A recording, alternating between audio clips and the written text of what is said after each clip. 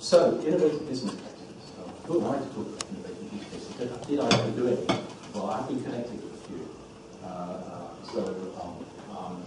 I'm not going to mention the technical advisory board for Microsoft for 9 years until last year, because they've only really ever done one innovative thing.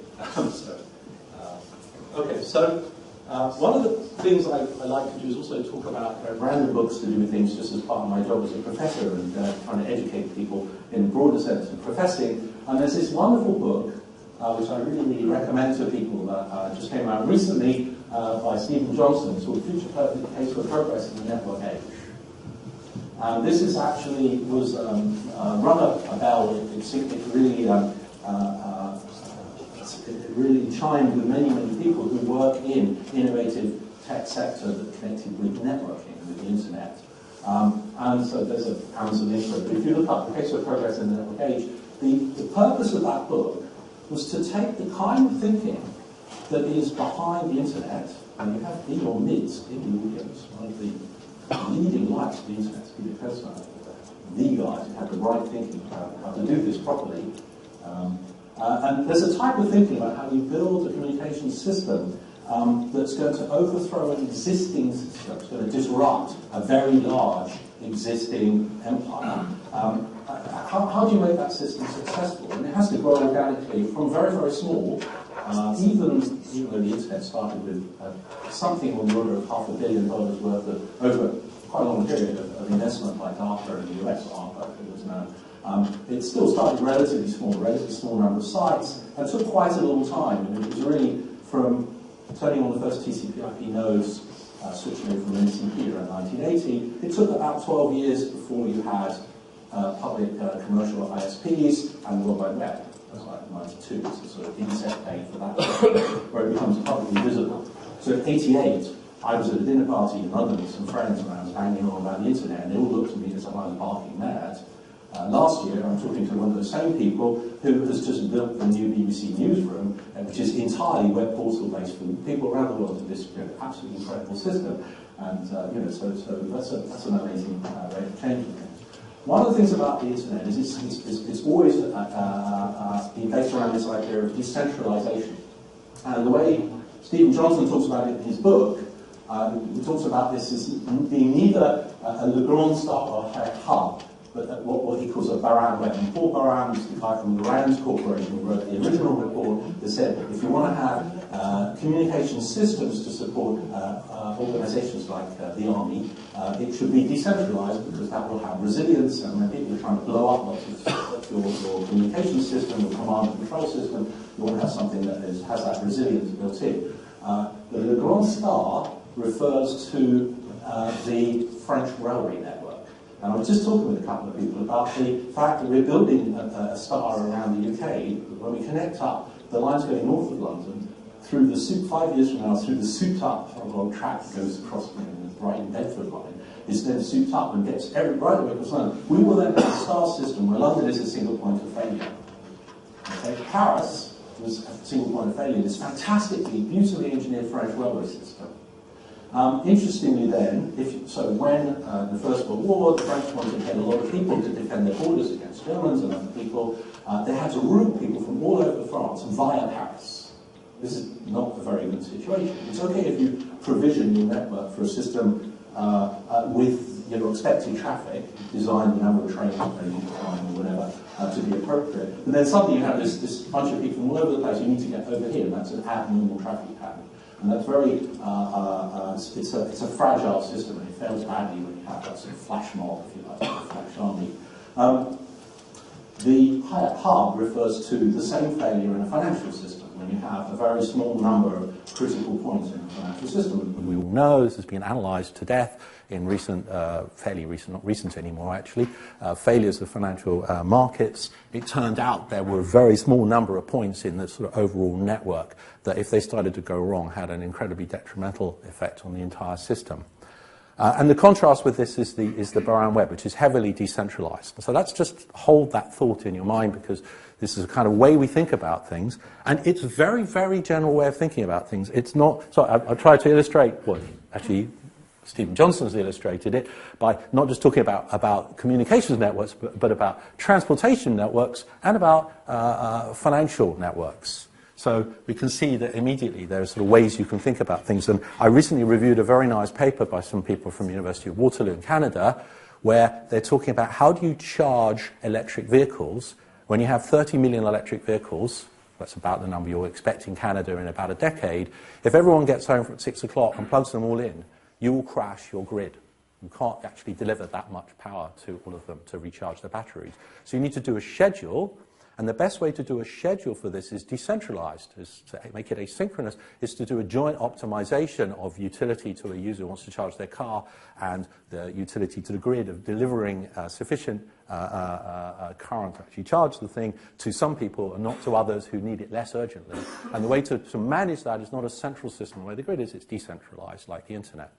Yeah, so the internet has many lessons to be learned, and this is kind of one of the crucial ones, is this decentralization and lack of single points of failure, or relatively. So you might think, if you're familiar with the internet in London, you might go, oh wait, what's he talking about? There's the London Internet Neutral Exchange down in the Docklands.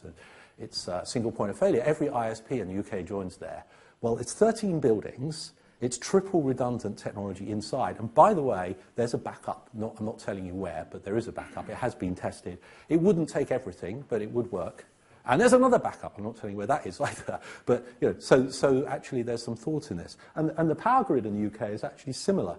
Do you know they've actually cold started the power grid? They tried it. They can cold start it from two places, a reservoir in Wales and one in Scotland. They've got enough electricity it can generate from those guys to bootstrap the local substations and then gradually trickle that right where they cross the net.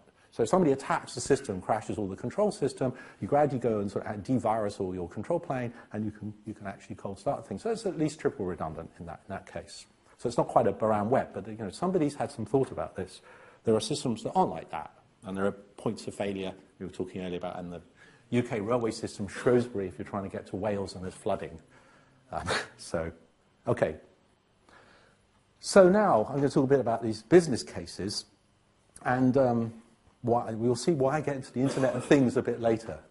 So like I said, it's a long, tortuous path. But that sort of background is that the Internet gives you ways of thinking about things, both technically and perhaps organizationally.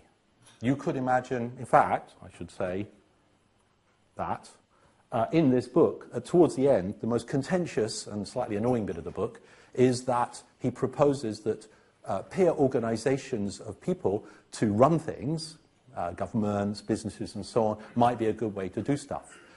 Certainly, issuing the centralized venture capital or going to the city for funding for something and going somewhere like Kickstarter is a decentralized way of funding things, which is quite interesting, right? So you enlist you crowdsource money, okay? So there are other lessons in here too. So when I moved, so I was an undergraduate in Cambridge, then I went to do an MSc and then a PhD, my advisor over there in UCL, and I was there for 20 years, and I went back to Cambridge, and the then Vice-Chancellor was Alec Brewers. Alec Brewers berated us in the computer lab. The computer lab's a funny name, it's a computer science department in Cambridge. He berated us for not ever spinning out a really big company. He was ex-IBM. He'd had very big successes in silicon design, chip design at IBM, and a very cool guy. And he was then, doing this very illustrious job of being the Vice-Chancellor of Cambridge University, which is quite a fun job, I believe. I wouldn't want it, but somebody has to do it. And he's now actually, I think he still is the chair of the House of Lords Committee on Science and Technology, and is exactly the right kind of person you want there, I think, because he actually is a scientist. Do you know how many MPs have a science PhD? It's really depressing. One, Cambridge. There's one Liberal MP from Cambridge. But anyway, whether it's 0 or 1, it's like appalling that it's. Yeah. And there are rock stars with science PhDs like Brian May. And there are almost rock stars on TV like. We'll call Brian Cox, right? So professor, physics, very cool. So Alec Burrows said, why don't you do big companies? And, big companies in computing, then we immediately think, oh, IBM, of course, Intel, of course, if you're into hardware design. Of course, these are huge companies. They have very many employees. They have lots of fabrication places, not in America or Europe, because it's all too poisonous for us, so we ship it off to other bits of the world where they don't mind, and we don't feel too guilty about it. Okay.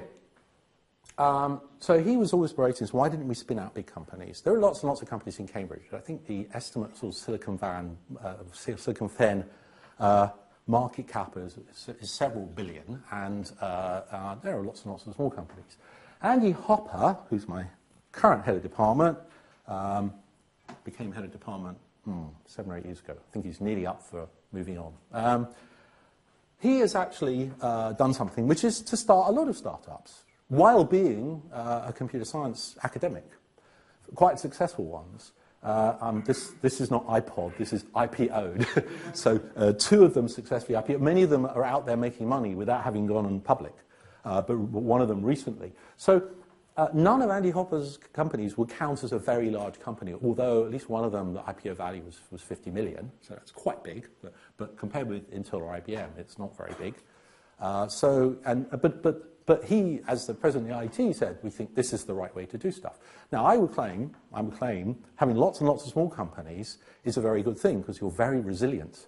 You're not at risk of some change disrupting your entire business.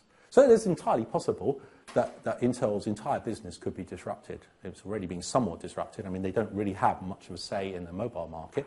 The Internet of Things, mobile devices that want to have long battery life if they're battery powered or not burn your electricity bills through the roof, so to speak. Are people really going to use x86 architecture processors there? I think not. So if you're kind of listening to how should we do stuff, if you're in India or China, you might go, oh, we'll go and do a Tata of the Internet of Things, or if you're in America, you might go, we'll do the Intel of the Internet of Things. But if you're in a modest-sized European country with a fairly healthy GDP, you might think of a different way of doing things. Okay. So Cambridge has been doing these modest startups for some time. So these 3 kind of sit in various different bits of the design space. But of course, ARM, you might go, ARM is quite a big company. It's not that big a company, actually. But crucially, it's a fabulous company. It doesn't make stuff. It doesn't have factories. It designs stuff. And there are a lot more ARM chips out there in the world than there are Intel chips. A lot more. So that's a success. It's just how do you count it? As sort of shareholder value and income to the treasury, it's much smaller because the licenses make a few people who own shares in the company a reasonable amount of money, and they still have a really interesting job, which is all of them get to design new stuff, so they're always staying innovative, okay, which is good because it means that they're very unlikely to be undermined by something coming along and breaking their entire business. But of course, they're not huge. But there could be many companies like that as well. There could be many companies doing other stuff like that. So they were, that was quite innovative. In the previous world of Intel, and IBM made chips, and lots of people, the PowerPC architecture, RISC RS6000 RISC system. HP made their own, precision architecture chips. Lots of people made chips, and a lot of them were kind of killed by Intel. But ARM has not been because it's got this different way of doing business. Okay, so that's kind of important.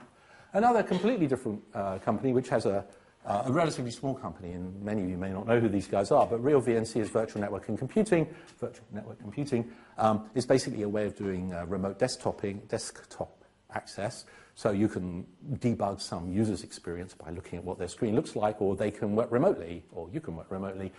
Has a lot of users, millions of users. Crucial thing here is it's an open source company, and in fact, the original source code of VNC was released, and then the company came into existence to support fixing stuff, because people paid to get stuff fixed, and then maybe to support customizing it. Okay, and it's a relatively successful organization, I would claim. And then the